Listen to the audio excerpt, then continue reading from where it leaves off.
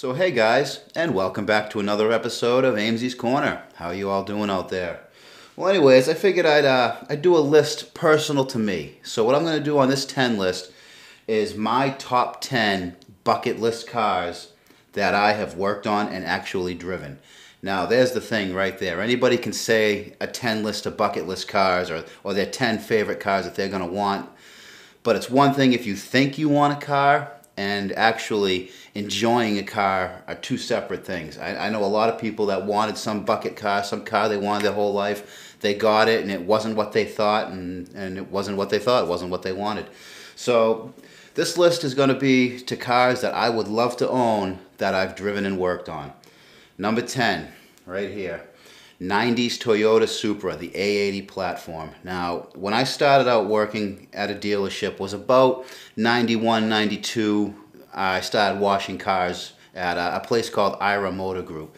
And it was one location and they had a bunch of different dealers.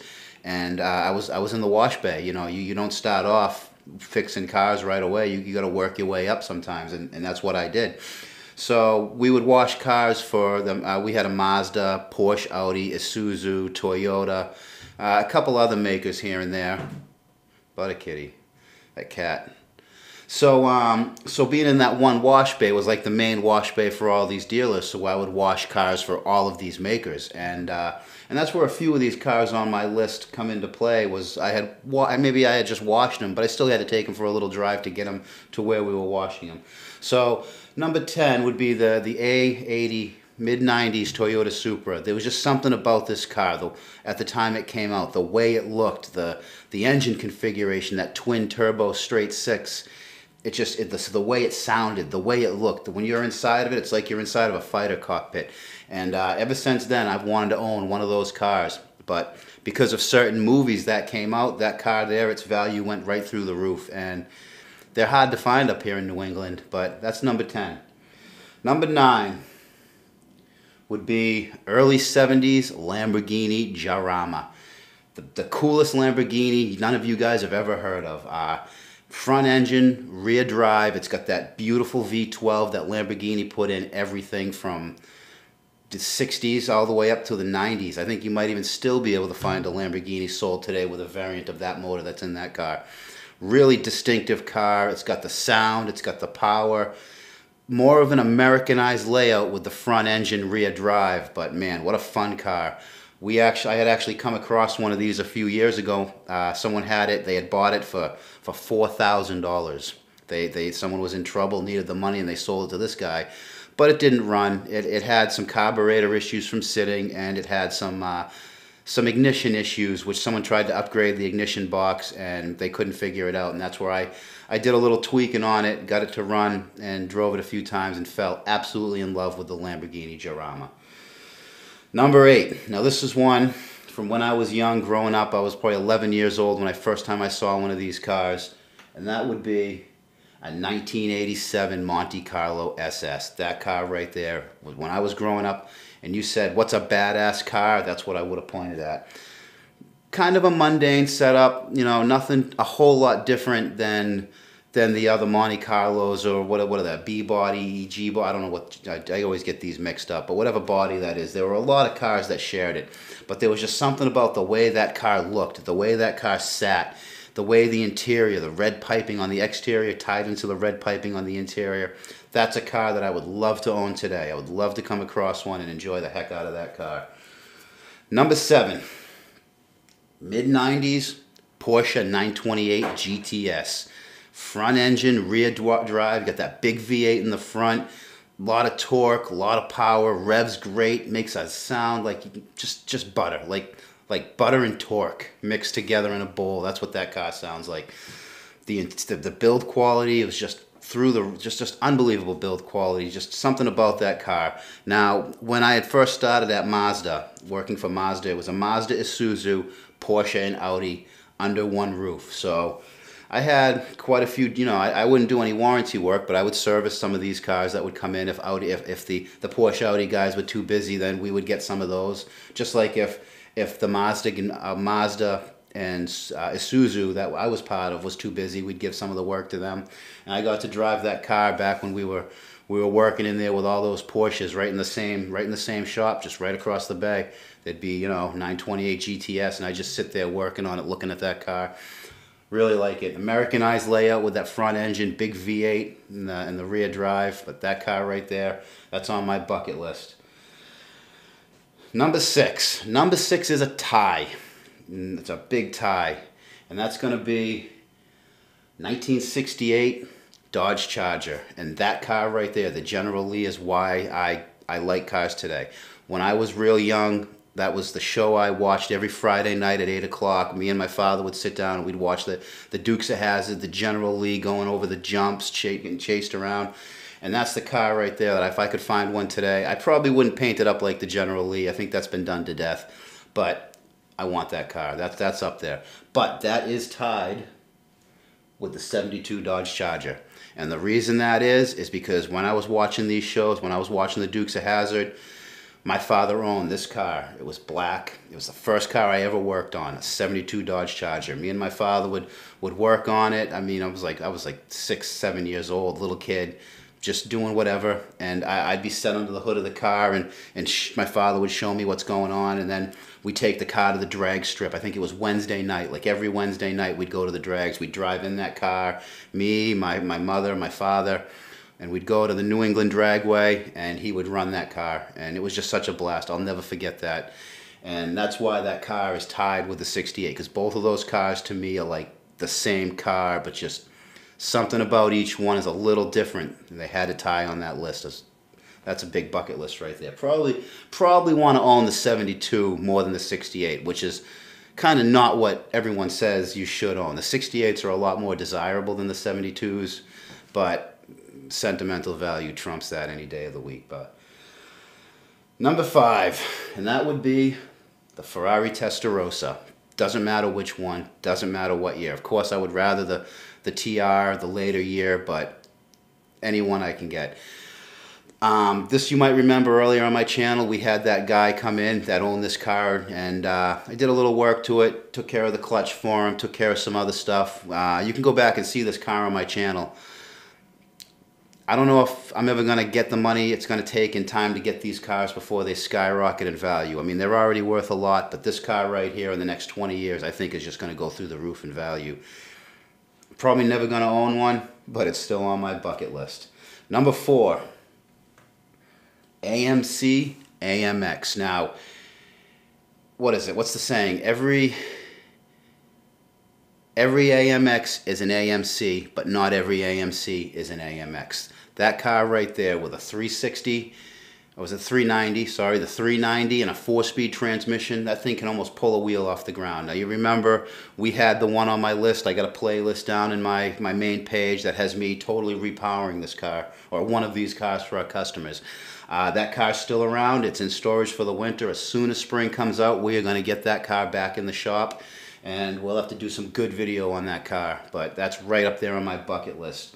Number 4, right there. Just because they're rare, they're quirky, they're powerful as hell. They're just a neat car. Neat car. Not a lot of people know. Everyone sees those and they think that's a Javelin. It's not a Javelin. It's an AMC AMX. Number 3. Now this is going to be something that I'm probably going to find, and I really like these cars for a couple of reasons. The Subaru Impreza WRX STI. Now, a lot of head gasket issues with this car. These cars have head gasket issues. All of those 4-cylinder Subarus will, at some point in their life, pretty much you could set your clock by it. At around 100,000 miles, they're going to need head gaskets. They leak oil and they leak coolant onto the exhaust. The exhausts are right under where the head gaskets leak. It's kind of a fire hazard. Other than that, these things are pretty darn bulletproof. I will go through anything, fast, powerful. I like the turbo pull. And I don't mind that the head gaskets fail like they do. For someone that can replace head gaskets, that can do timing belts, that can do engine work, this car is very easy to work on. That right there, more than anything else, is why I want one. It's easy to do those head gaskets if you're able to do that kind of job. But if you're not, if you're a pencil pusher that doesn't work on cars all the time or isn't really good at working on the engine stuff, then these cars are going to bleed you to death. They're going to nickel and dime you to death with those engine issues. But if you're comfortable working on them, I would put head gaskets in my own one of those 4 times a year, and I wouldn't even care. Just a neat car, a lot of options. You can make a rally version of it. You can make a mean street version. They're really good if you keep them quiet and stock. I think that would be a fun car, so that has to be high up on my bucket list. Number 2, and this one is almost number 1. 1976 Ford F100 double grill. That double grill right there, I think, is probably the prettiest grill to ever be on any truck since the 50s. Now, I used to own one of these. Before I could get my license, I had traded one, or someone had given me one, actually. I was supposed to help him clean leaves out of his yard. I kind of stiffed the guy. I was a young kid. I was putting myself through high school. I got this truck, and I ended up just beating it off-road. It was a 2-wheel drive, long bed, 2-door. It had a 429 with a 3-speed on it, and it was a blast. A funny story, I remember me and my brother were driving down these old train beds, kind of like in the Car Parts and History video, a different section of it.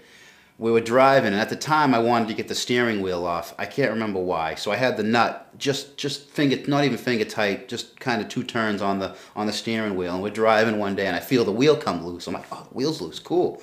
Doing about 35 miles an hour down this straight set of railroad tracks. You know, berms on the side, going probably a good 20-foot drop off the side. Me and my brother are driving. Truck's not registered, off-road, not insured, nothing. While he's not looking, I undo the bolt all the way. I look at him, I go, AJ, quick, take the wheel. And I hand him the steering wheel while we're driving down the tracks. He looks at the steering wheel, he looks at me, and he tries to throw the steering wheel. It was a riot. But I really like the look of that truck. There's something about that double grill that just speaks to me so much. I want one of these trucks, 2-wheel drive. Haven't decided on a motor, probably a 351 with a 5-speed, whatever I can, maybe even a 6-speed, whatever I can mount to it and put in. I will have one of these trucks. I will build one of these trucks on my channel in the near future. They're still out there. They're still around. I know where there's one right in Plastow where I work. It's a dump truck, but it's the double grill. I'm going to get one of these, and that's number 2.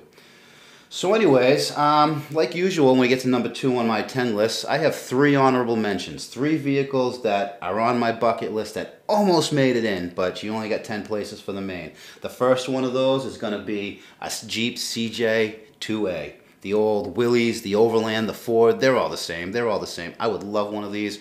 Where I go off-road, where I like to go for the car parts and history stuff, I think one of these Jeeps right here would just be perfect for me to have one in my paddock. That's one I'm going to have. I'll get that one off my bucket list, and we'll have that on the video. I don't know where one is right now, but they're out there. There are a lot out there, and they're pretty reasonably priced. We'll get one of those. Number 2, and I don't think I'm going to find one of these, would be the original Fair Lady, the Datsun 2000 Sports.